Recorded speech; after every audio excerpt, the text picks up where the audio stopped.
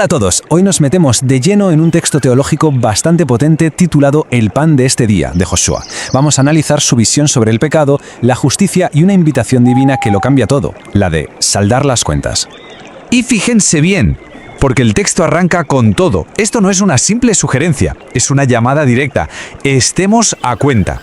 Toda la argumentación que vamos a ver hoy gira en torno a esta idea, a la necesidad de resolver una deuda pendiente. Entonces, para entender de qué va esa cuenta que hay que saldar, el texto nos lleva directamente al origen, al problema de fondo. Una sentencia divina que se dictó, al principio de los tiempos. A ver, aquí es donde se pone el tablero de juego, por así decirlo. Según la fuente que analizamos, Dios estableció un límite clarísimo, una orden directa, y avisó de que las consecuencias de cruzar esa línea serían gravísimas. No era una regla arbitraria, sino la base de la relación entre el Creador y su creación. Y aquí lo vemos súper claro. Es una cadena de acontecimientos, un mandato, una desobediencia y un resultado que, según el texto, era inevitable. Este es el momento exacto en el que la muerte y la separación del Creador entraron en la historia humana. Y ojo, porque el autor usa este versículo para aclarar algo muy importante. Cuando habla de muerte, no se refiere solo al fin de la vida física, habla de una paga, de una consecuencia espiritual del pecado que es mucho más profunda. Pero justo ahí, cuando todo parece perdido y la sentencia es firme, la historia da un giro de 180 grados. Inmediatamente después del juicio aparece algo totalmente inesperado, la misericordia, incluso después de una desobediencia directa. Y aquí viene algo muy interesante en la interpretación que hace el texto de este pasaje del Génesis. No se trataba solo de darle ropa. Según esta visión, fue el primerísimo indicio de una solución sacrificial, un acto que necesitó la muerte de un inocente para cubrir la culpa de otros, y que estableció un patrón que, como veremos, se repetiría durante siglos. Venga, pues avanzamos a la siguiente etapa de esta historia teológica. Vamos a ver cómo encaja la llegada de la ley en toda esta narrativa sobre la deuda y el pago. Y aquí el texto nos presenta la ley de una manera que la verdad choca un poco al principio. No se entregó para que la gente pudiera salvarse cumpliéndola. Su propósito era más bien actuar como un diagnóstico universal para confirmar que toda la humanidad estaba en la misma situación, culpable ante Dios, sin excusas. Su función era mostrar la enfermedad, no ser la cura. Esta tabla lo resume perfectamente. Es que es clave para entender todo el argumento que se está construyendo.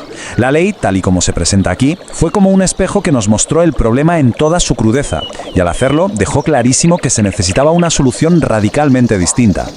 Bueno, pues ya tenemos el problema sobre la mesa y la prueba de que el sistema antiguo no era suficiente. Ahora, el texto presenta su solución central, el punto culminante de toda esta historia. Este punto es uno de los pilares de todo el mensaje. Jesucristo no aparece como una ruptura con el pasado, sino como su cumplimiento total y absoluto. No vino a anular la ley, sino a satisfacer cada una de sus exigencias de justicia de una vez por todas. Entonces, la pregunta es, ¿cómo se cumple esto? Pues no con más reglas, no, sino con algo absolutamente radical, la encarnación. El propio Dios eterno, según nos cuenta el texto, interviene de forma personal, entrando en su propia creación para rescatarla desde dentro. Este despojarse a sí mismo es que es el corazón de todo el plan de redención. El Dios, que es descrito como infinitamente poderoso, se hace vulnerable, se hace humano, para poder pagar una deuda que los seres humanos éramos incapaces de saldar. Aquí se argumenta que la encarnación fue un movimiento, estratégico, una confrontación cara a cara. Al participar de carne y sangre, Dios se enfrentó al enemigo en su propio terreno, para vencerlo. Y este es el segundo pilar clave del texto. La venida de Cristo fue una victoria histórica y real para destruir el poder del diablo.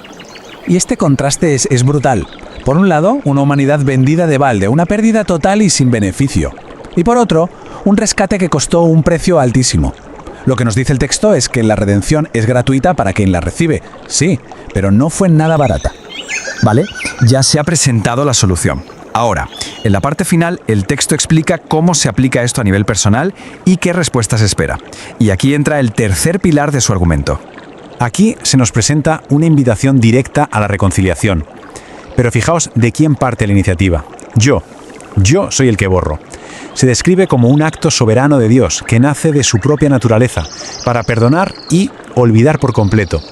Y el texto deja muy claro que, aunque la redención es un regalo inmerecido, requiere una respuesta activa. No es algo pasivo. Como vemos aquí, se describe un camino: arrepentirse y tener fe, obedecer, ser bautizado para recibir el perdón de los pecados como un acto de unión con Él y recibir su Espíritu para que esa unión sea completa. Es la forma en que una persona, según la fuente, se apropia de ese regalo. Y para cerrar el círculo, el autor vuelve al principio, a esa idea de saldar las cuentas. Pero esta vez lo hace de una forma muy personal, lanzando 2 preguntas directas que buscan una respuesta. La primera pregunta que nos lanza es sobre esa decisión interna. Tiene que ver con la voluntad, con estar dispuesto a confesar y aceptar ese perdón total que se ofrece.